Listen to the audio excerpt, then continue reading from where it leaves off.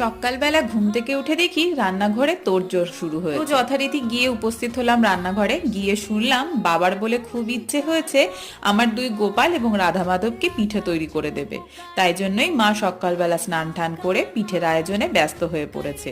তো গিয়ে দেখলাম মালপোয়া পাটিসাপটা তৈরি হচ্ছে। তা আমি ভাবলাম আমি কেন তাহলে বাদ যাই, আমিও এই সুযোগে ঠাকুরকে একটা কেক তৈরি করে দিই। কখনো নিরামিষ কেক ঠাকুরকে তৈরি করে দেওয়া হয় না, তাই জন্য ভাবলাম একটা কেক ঠাকুরকে এবার তৈরি করেই দেওয়া যাক।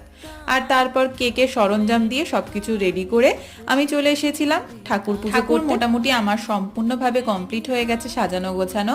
দেখো তো কেমন লাগছে আমার ঠাকুরকে। আর কাকি নিয়ে এসেছিল ফ্রুটি আর চকলেট। আমরা কিন্তু ঠাকুরকে ফ্রুটি আর চকলেট দিয়েই থাকি।